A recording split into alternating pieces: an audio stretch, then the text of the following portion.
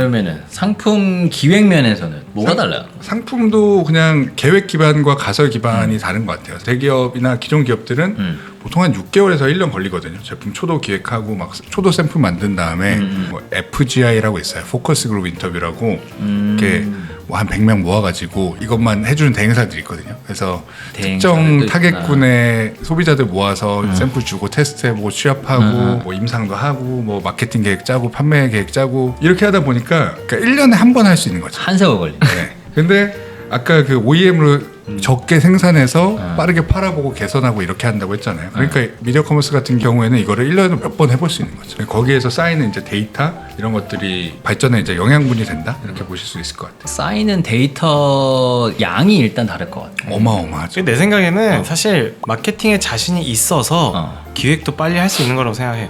엔간하면 내가 다 팔 수 있으니까 그런 게 좀 깔려 있지 않나 싶어요. 그러니까 뭐 일례로 아까 말씀하셨던 블랭크 같은 회사는 처음에 이제 제품 가설을 세울 때 컨텐츠로 잘 만들 수 있는 제품을 만들어 보자라고 시작을 했대요. 그래서 그 무슨 계란판 위에 베개 올려놓고 걸어가고 막 그런 광고 옛날에 보신 적 있을 거예요. 그게 마약백에 제일 유명했던 거죠. 그래서 이 광고를 뽑을 수 있는 제품을 만든다면 잘 팔릴 거야 라는 가설부터 시작해서 그걸 제품화를 해보고 이렇게 그렇게 가는 거구나. 네, 해봤다고 하더라고요. 그럼 어쨌든 뭐 결국에는 회사가 돈을 벌어야 되니까 이것도 차이가 있을 것 같거든요. 이것도 좀 비교를 한번 해주시면 좋을 것 같은데. 마진 구조는 뭐 이제 그냥 진짜 간단한 것만 말씀드리면 일반 전통적인 소비재들은 아까 얘기했던 유통 채널이 있잖아요. 백화점, 이마트 이런 쪽으로 가야 되다 보니까 소비자들이 사는 가격이 매출로 온다기보다는 우리가 이마트로 넘길 때의 가격이 매출로 잡혀요. 근데 D2C는 미디어 커머스는 소비자들이 사는 가격 자체가 매출로 가다 보니 매출의 절대적인 금액이 조금 더 높고 대신 이제 기존의 소비재 유통사들이 많이 쓰지 않는 광고비나 마케팅비, 왜냐하면 한번 이마트랑 거래를 트면 이마트한테 넘기면 되는 거기 때문에 광고비나 마케팅비가 별로 없는데 미디어 커머스 회사들은 사실 유통비가 광고비에 다 있는 거죠.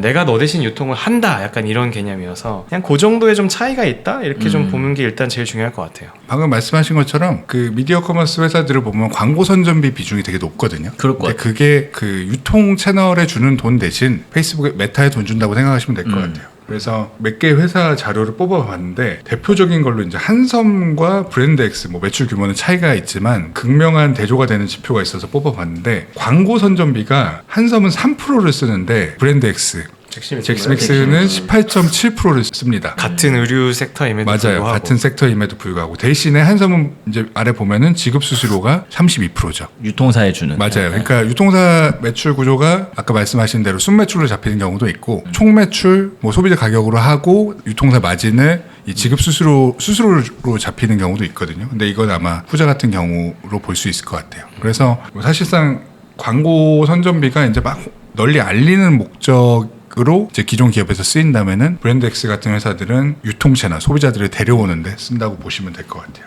근데 기가 막히게 영업이익률은 7%네요, 둘 다. 그러니까 일부러 맞춘 거예요? 그러니까 이게 왜냐면 어쨌든 같은 섹터에서 누구 하나 독특한 영업이익을 만든다는 건 진짜 어렵죠. 진짜 어렵다. 우리도 회계법인인데 막 우리만 이익률이 막 높다. 이게 얼마나 어려운 건지 대표를 해보면 알잖아요. 그런 건 없어. 그러니까 초과이익은 없다 맨날 우리 얘기하잖아. 근데 얘기를 쭉 듣다 보니까 APR 업무했던 경험을 들여보면은 초창기에는 약간 말씀하셨던 것처럼 이제 말 그대로 광고 빡세게 돌리고 했던 것 같은데 결국에는 그 회사도 성장하면은 이런 식으로 전통적인 채널로 들어갔거든요. 맞아요. 들어가요. 백화점 되게 들어가고. 중요한 포인트예요. 백화점 들어가고 해가지고 결국엔 그 이야기를 하실 것 같은데 그럼 이제 미디어컴의 성장 단계라고 해야 되나?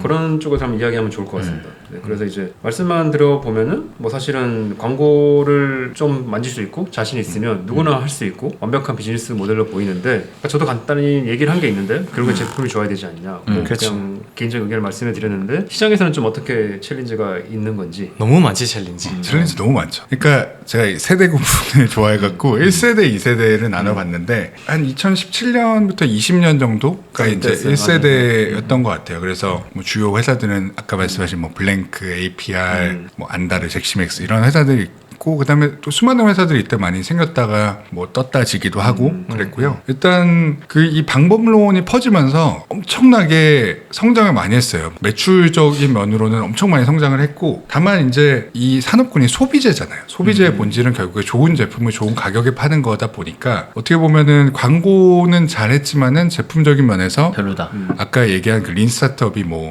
사실 이제 팔아보면 잘 팔리면은 개선 의지가 좀 빠질 수가 있거든요. 파는 데 집중하죠. 네, 파는 데 집중을 많이 한 회사들이 좀 있었던 것 같고 그러다 보니까 뭐 기존 소비재 기업들에 비해서 부족한 면들이 좀 있었죠. 그게 1세대. 그래서 이 당시에 이제 이런 방식이 잘 먹히다가 유명한 단어가 등장하는 게 밑거패가 밑거패. 나오기 시작하죠. 재구매가 일어나지 않지. 네, 믿고 거르는 페이스북이라 그래서 페이스북에 뭐만 광고하면 잘 팔리니까 너도 나도 페이스북에 와서 광고를 기억나 집행했어요. 이때 막 엄청 막 과장 광고도 많았고 진짜 많았어. 말도 안 되는 광고 뭐키 크는 약 이런 거 있잖아. 맞아요. 그런 거도 엄청 많아가지고 그래가지고 밑거패라는 말이 너무 유명하고 그런 부정적인 말들에 이제 딱 나왔던 시점이죠. 시점이네. 이때. 그러니까 이때 미디어 커머스 회사들이 집중했던 거는 히트 아이템을 찾는 거였던 것 같아요. 그러니까 이 빨리 아이템 하는 거 빨리. 이 아이템을 시장에 내보내면은 광고도 우리 재밌게 만들 수 있고 터질 거야. 그런 아이템을 찾는데 좀 많이 주력을 했었던 것 같고 그래서 뭐 이때 사실 투자 시장에서는 부정적인 인식이 많이 생겼죠. 높은 밸류로 투자했다가 좀 많이 이제 수익을 못 보는 회사들도 있고 아직까지도 이제 이때 영향이 있는 것 같아요. 근데 요 타이밍에 이건 저희도 뭐 APR을 고객으로 일을 했었으니까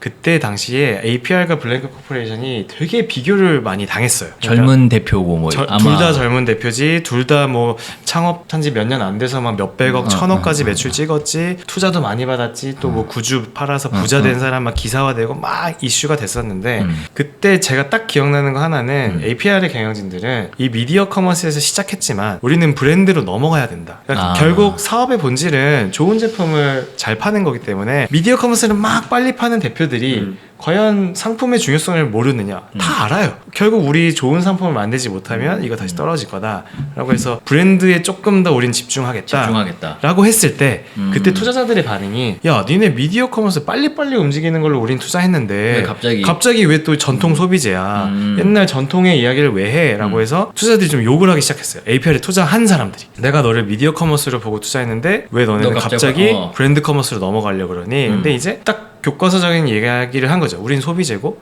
좋은 제품을 잘 알려서 잘 브랜딩하는 게 맞는 것 같다.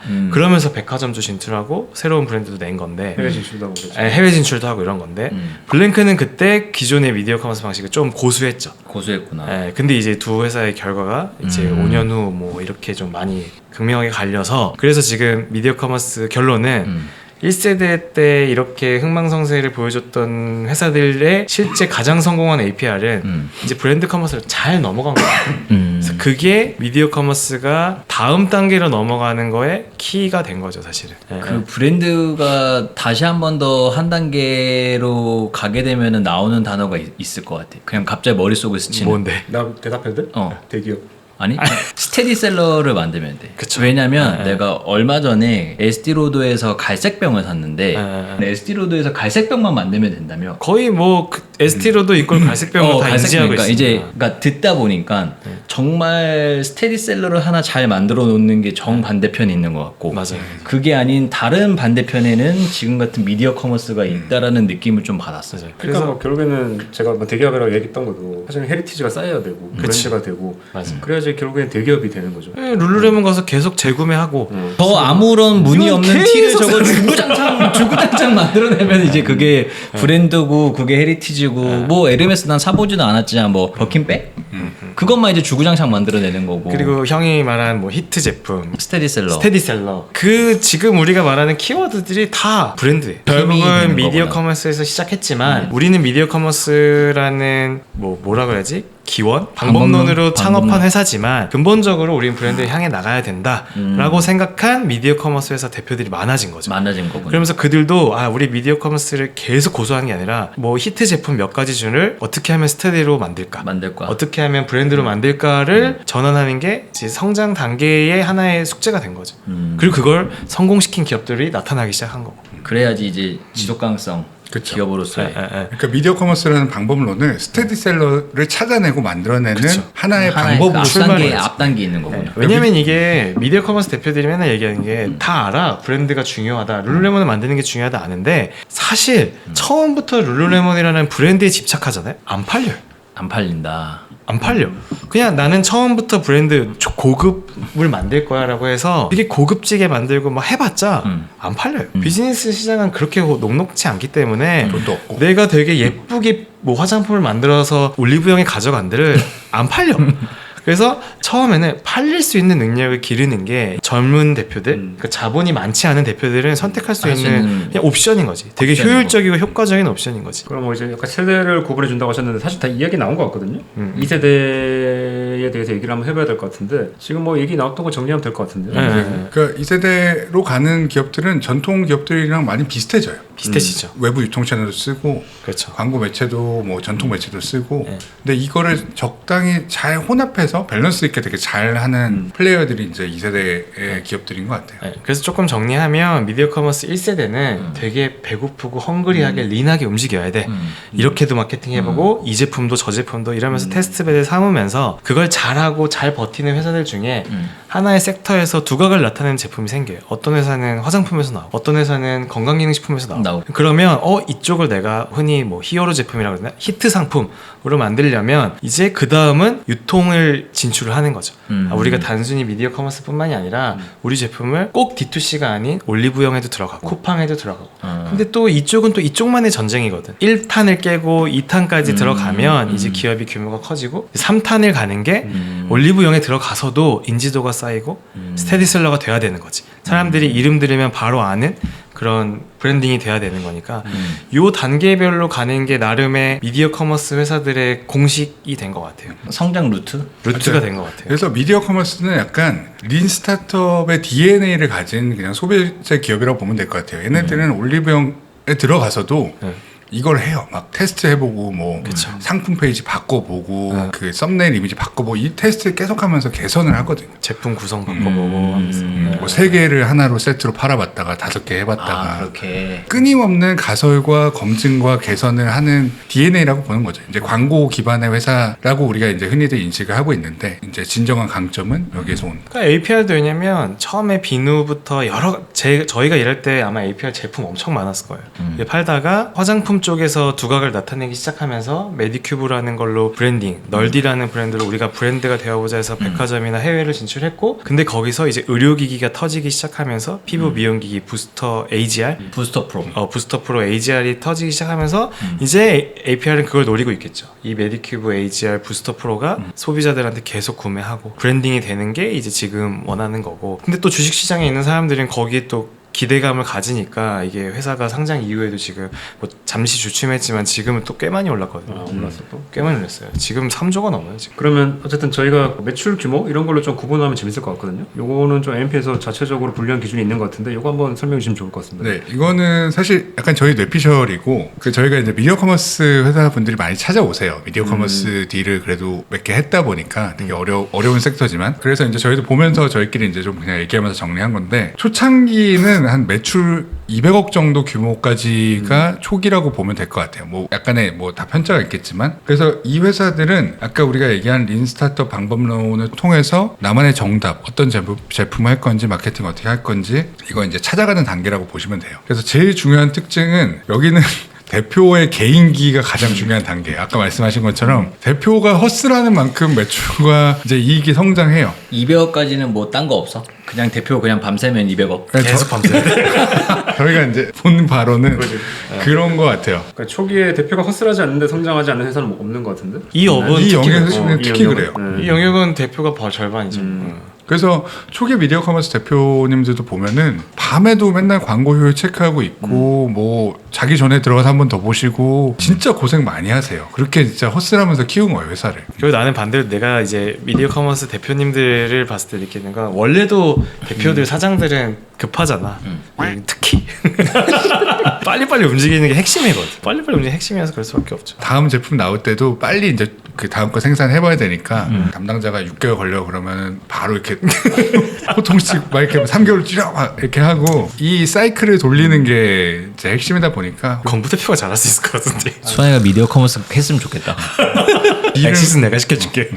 초기 단계에서는 딜은 거의 이루어지지는 않아요. 뭐 네, 이렇게 초기 단계는 잘 안 좀 뭐 되죠. 개인기 네. 단계인데. 완전 개인기 단계. 투자를 받는 경우들은 있지만 여기서는 이제 M&A까지 가는 경우는 사실 거의 없고 쉽지 않죠. 네. 중기는 가볼까요 그러면? 중기? 중기는 뭐 이것도 그냥 저희가 뇌피셜로 구분해는 건데 한 200억 이상 한에서 800억 내외 정도까지는 이제 대표가 엄청 린하게 움직였잖아요. 그게 매뉴얼화된 기업이에요. 매뉴얼화. 그러니까 대표가 한 명이서 할 수 있는 게 한계가 있다 보니 대표 복제 1, 2, 3 이런 식으로 조직이 갖춰지는 거죠. 왜냐면 지금 들어봐서 알겠지만 미디어 커머스 방식의 기획과 마케팅은 계속해서 공식을 찾아 나가서는 거기 때문에 각 회사마다 좋아하는 공식들이 있어요.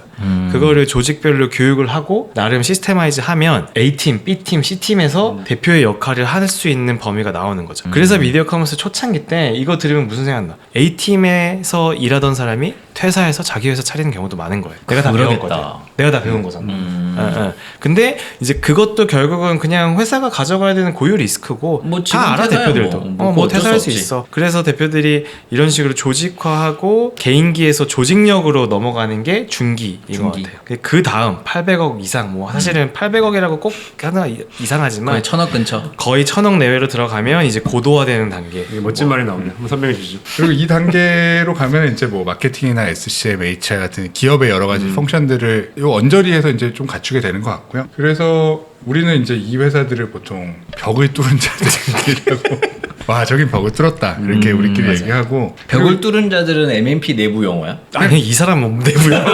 그냥 한만희 이사의 그냥 한 작가의 벽을 뚫은 자. 차라리 그냥 넷플릭스 작가라는 게 낫지.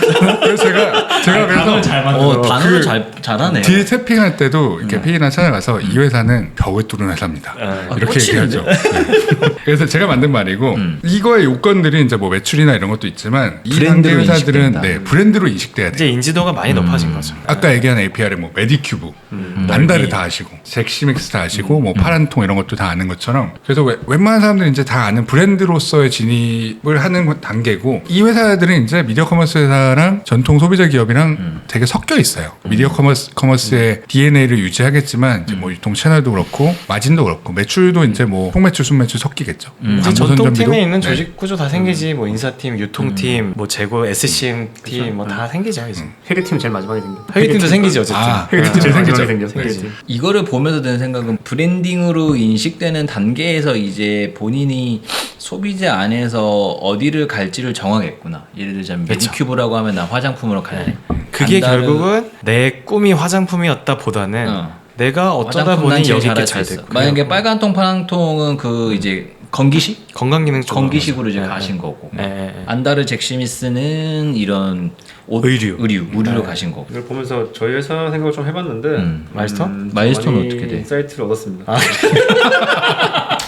인사이트를 좀 펼쳐주시길. 저희는 지금 어느 단계인지 명확히 보이는 거 같고 어느 단계입니까? 어느 단계인가요? 저희 이제 중기에 진입한 것 같습니다. 아 진입했어. 진입을 한 거야? 진입한 것 같고. 초기 같은데?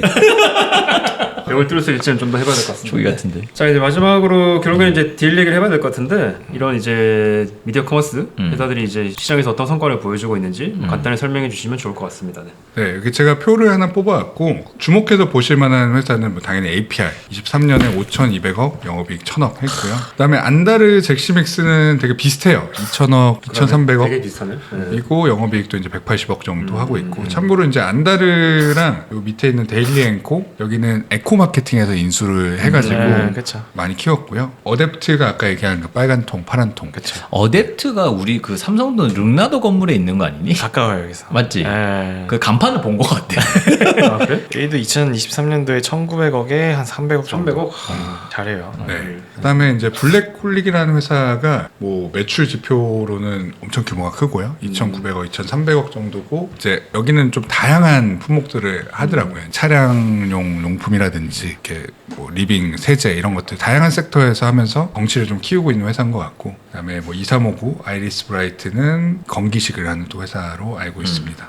미디어 커머스 딜 사례 많이 있어요. 제가 뭐 아까 말씀해주신 걸로 얼핏 들어보면 에코마케팅이 안다르랑 데일리인코 인수한 게 있는 것 같고, 또 뭐 우리가 했던 부스트랩 있죠. 그거를 말하라고. 그거를. 뭔가 딜 시장에서 이렇게 뭐 몇 개 왔다 갔다 하는 건 저도 사실 자료는 많이 봤었는데, 어쨌든 이쪽 영역에서 상장한 회사들 중에 뭐 잭시믹스, APR 우리 계속 얘기했었었는데 APR 같은 경우가 뭐 실적이랑 시가총액 계속 지금 잘 성장하고 있어서 일단 좀 내년 내후년도 기대는 돼요. 왜냐면 이 실적 상승의 기반이 한국이 아니라 해외에 있거든요. 네, 해외여서 뭐 한번 봐야 되겠죠. 어쨌든 제가 이제 느끼는 미디어 커머스는 약간 젊었을 때 그냥 자본도 없고 조직도 없는 개인의 스타트업이 소비재라는 걸 하기 위해서는 어쩔 수 없는 거 어쩔 수 없는 옵션인 거예요. 아니 뭐 돈도 없고 아무것도 없는 사람이 뭐 처음부터 큰 규모의 MOQ를 만들어서 이마트에 들어가는 건 불가능하기 때문에 기업을 경영을 잘 하고 싶어하는 소비재에 관심 있는 대표들이 미디어 커머스라는 방식이 통하는 세대에 태어났고 거기서 자기들만의 살 길을 찾아 나선 건데, 물론 그 중에서도 잘 되는 사람들은 뭐 브랜드도 가고 자기만의 스테디셀러도 만들고 이런 사람이 저는 앞으로 계속 나올 거라 생각하고, 근데 이제 미디어 커머스가 조금 안 좋은 인식이 되는 건 그 와중에 나는 요 광고를 과장 광고 또는 과장 광고가 먹힐 만한 자극적인 섹터들이 있어요. 그런 쪽으로만 집중해서 하는 회사들도 있거든요. 그런 회사들 막 이제 뭐 사망경우나 이런 데 많이 나와요. 그래서 저격당하고. 그러니까 사망여에 나오는 기업들이 엄청 많이. 에. 대부분 다 거길걸? 그렇죠. 왜냐면은 거기 나온 사망여고에서 기업들 다루는 것들 뭐 과장 광고고 이런 건데, 아무리 광고를 잘 하더라도 거짓 광고를 한다거나 아니면 되게 이제 심리적으로 약한 섹터를 이용하는 광고들이 있어요. 뭐 예를 들어 키 크는 거, 뭐 키 크는 거, 탈모. 딱 봐도 결국에는 그래서 이제 그런 것들이 조금 혹할 것 같네. 근데 사실 그런 거는 건부 대표가 얘기했던 것처럼 결국 본질에서 벗어나는 거기 때문에 더 다음 단계로 성장을 못할 가능성이 많고, 그런 게 아니라 좀 건전한 미디어 커머스 경영자들은 그러니까 처음에 그런 식으로 발판을 잘 마련하고 유통이든 마케팅이든 제품이든 브랜딩이든 다 알아요, 이 사람들도. 그래서 그걸 잘 뚫어내는 사람들이 APR처럼 좀 좋은 기업으로 태어나고 벽을 뚫은 자들이 나오는 거고, 저는 그래서 APR도 APR이지만 APR을 따르는 회사들도 저는 무조건 나올 거라고 생각해요. 그 대표들도 다 알기 때문에. 저는 한 가지 시야가 좀 넓혀진 느낌이 있어요. 오늘 컨텐츠로? 미디어 커머스가 그 1세대에서 저는 되게 한정지였던 것 같아요.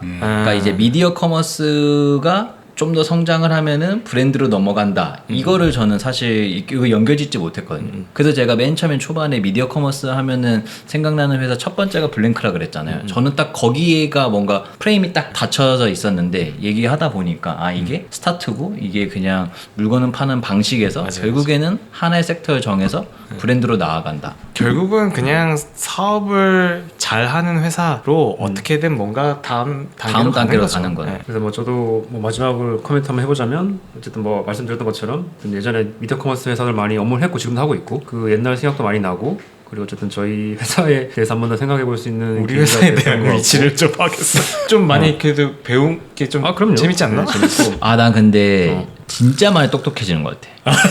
아, 이거 내가 그냥 몇 번 사석에서도 얘기를 했거든요. 많이 똑똑해지는 것 같다.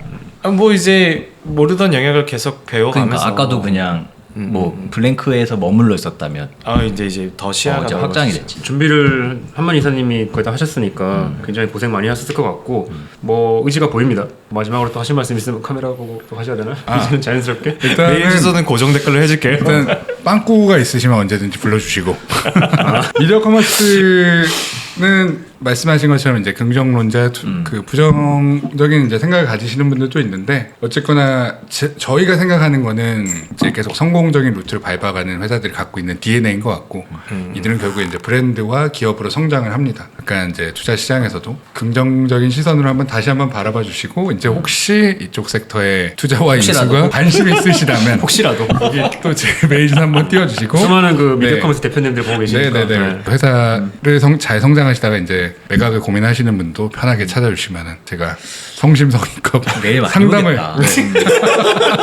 메일 많이 주십시오. 내러티브를 띄워주세요. 맡고 있는 한의사님입니다. 미디어 커머스가 지속 가능한 것인가? 라는 시장의 물음에 이제 MMP는 가능하지 않을까요? 가능할 것 같은데요. 정도. 아니요, 가능해요. 알겠습니다. 오늘도 이제 현인사님과 MMP와 함께 이제 미디어 커머스에 대해서 산업 전반에 대해서 이야기 한번 나눠봤고요. 좋습니다. 좋고 이런 자리 2달 넘으면 길지 않나요? 이제 6월 말잖아. 8월 말 되잖아요. 그럼 이제 좀 이제 좀 선선해져. 가을이 오나 이제 싶어. 저는 자주 불러주셔도 얼마든지 출연할 저는 의지와 언제든지 출연하시면 오케이입니다. 눈을 똑똑하게 만들어드리면서 고생하셨고 오늘 촬영 여기까지 하겠습니다. 네, 감사합니다. 네. 감사합니다.